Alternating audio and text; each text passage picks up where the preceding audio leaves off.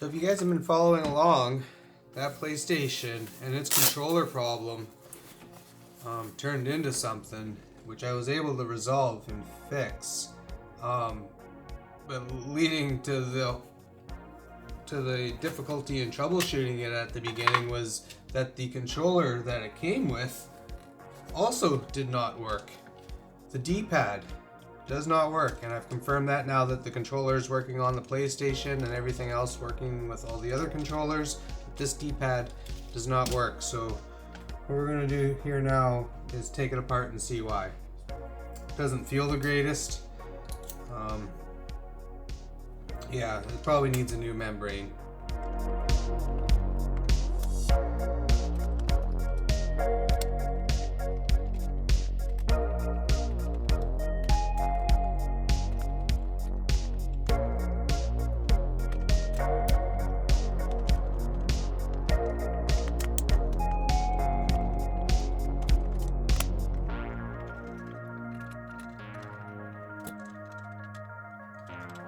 So, we're going to have a look at the underside of this board now, where we should see a couple of membranes.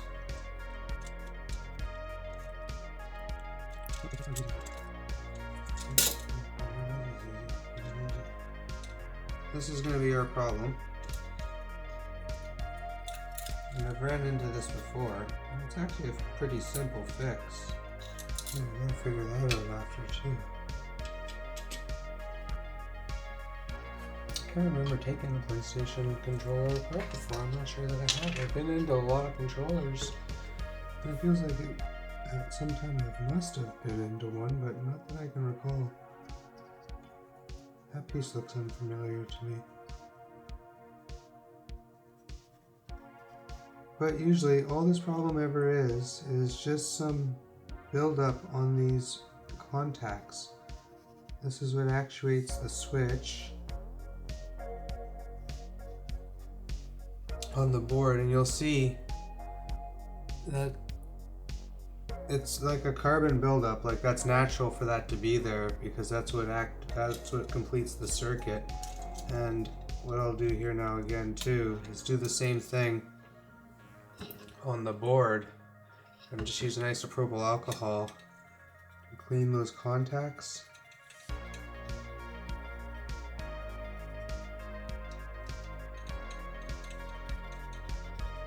Giving them a good scrub. See that they don't look dirty, but it sure does seem to work. It scrapes off that whole top layer of all of its use over all the decades now, and refreshes it almost like new.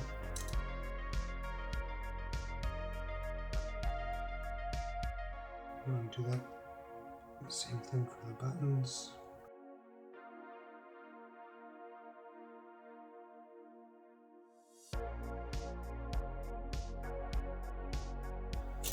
And, well, you know what? Let's have a look. This, all those springs or nothing popping out of here, but we can get in there and clean up too. We're going to. And it should just come off, and I'm expecting just a membrane in there, just like the rest. So we'll come in here, clean these buttons too. Both sides. Get all these contacts and pads. Get them all clean, just alcohol and a Q-tip. Gonna make that like new again. So that was easy enough to get in there. It just unclips. Put that back in there. That's like new again. I'll give these buttons a clean.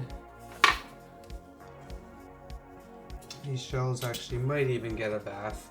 It probably wouldn't be a bad idea at this point, but there's going to be delicate stuff that can't get submerged here, and I'll just have this alcohol pad for that, or just the facial wipe or makeup removers, or I don't know exactly what You just get them at the grocery store and soak that with alcohol. It's really good for cleaning this stuff up. So I would say that switch and its contacts are like new. You're going to want to do the same thing on the other side. So give that a nice clean. Those buttons, all these inside edges and stuff that can't be accessed when it's together, most importantly. Just makes it feel and look like new again. Maybe a good polish on it. The harder you work at it, the better the results are going to be. It's that simple. Look in here, you can just release that clip.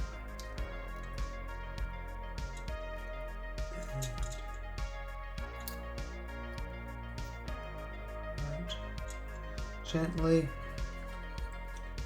You need to be too.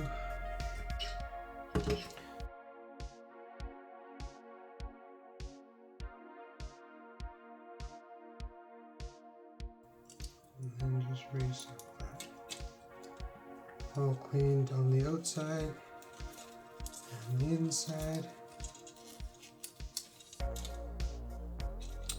And, well, since I've got it down this far, this is all gonna go for a bath. These pieces here all go for a bath in the sink. Maybe I'll take you guys down there and show you that too if you really want to see it. And don't forget your start and select buttons. Definitely do not want to forget any of the buttons. Make sure to get them all. Which with that, I believe that is them all. Get that on both sides. Another place you want to get right now, while it's open, is where the cable comes in and out of the controller. And these bends right here. You want to get that good clean because you're not getting in there again.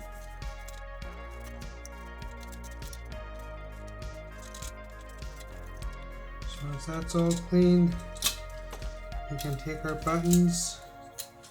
We need to figure out this piece. That's a... I'm not sure exactly where that came from. There. That's where it came from. Okay.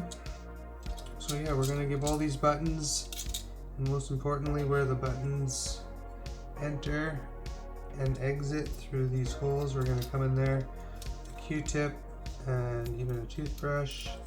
As you can see, I can see already that there is some time on those buttons and D-pad and all those places, all those inside pieces where you can't get at those.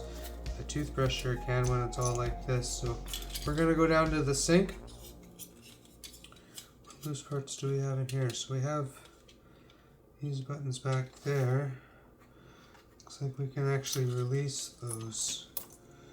So let's do that.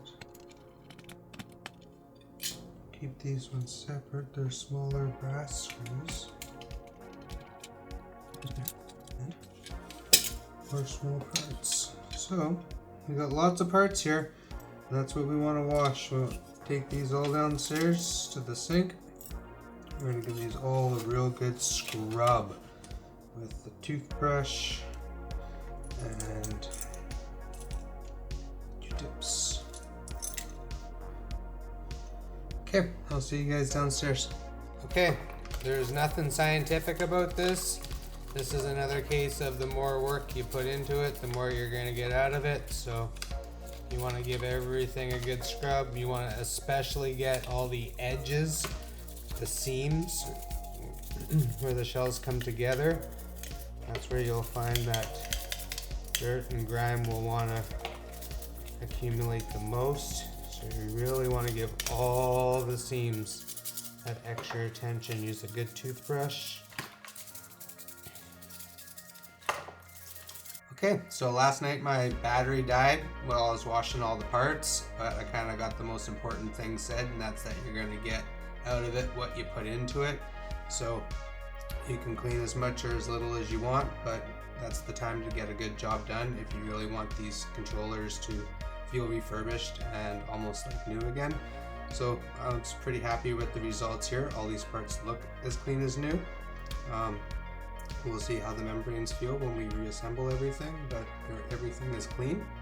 So the process to reassemble is almost the reverse of disassemble, which, since that was last night and the first time I had done this, I think, ever, is going to be a small mystery on how this all goes back together. And it's kind of like a puzzle when you're putting the buttons all back together, and they only fit in there one way and they're all keyed individually.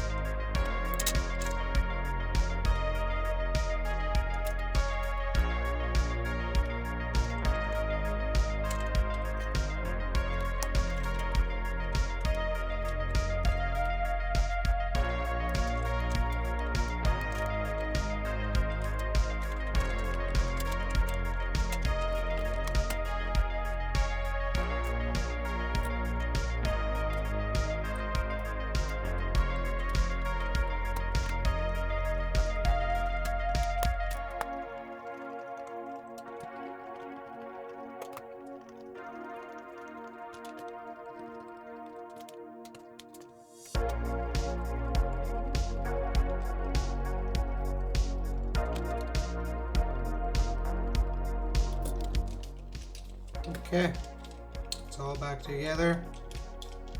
Feels pretty good. That D-pad's still a little mushy. It's definitely been used. It would have been nice to have a new membrane for that, and I might order those next time. I probably make some parts orders. I'll be getting membranes for a bunch of different controllers.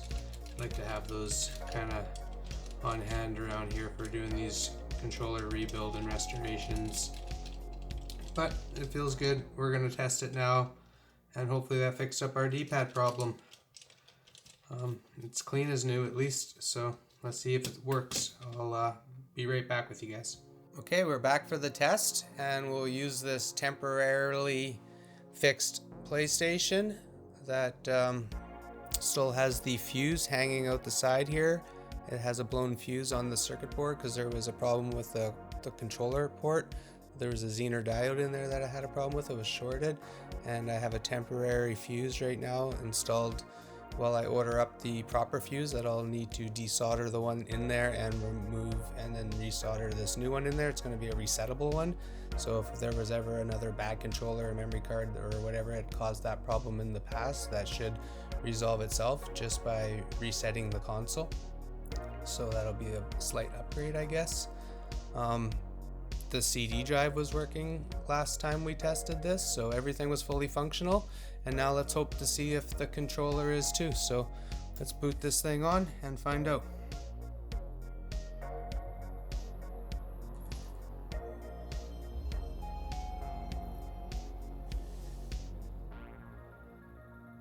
Everything's booting up, and as you guys can hear, you can probably see with your own mind's eye right now what's going on with the screen.